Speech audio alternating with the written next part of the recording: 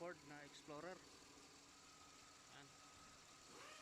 Palit tayo ng bagong wirings. Ito na lahat to. Ang problema na nagpapatak sa scanner ay yung solenoid C doon sa transmission.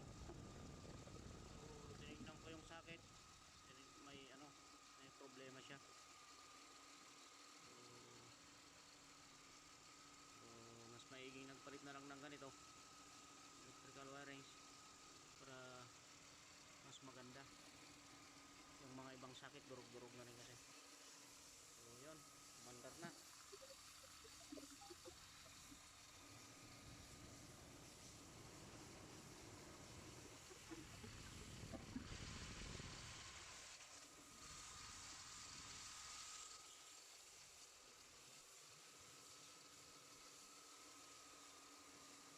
Ford Explorer.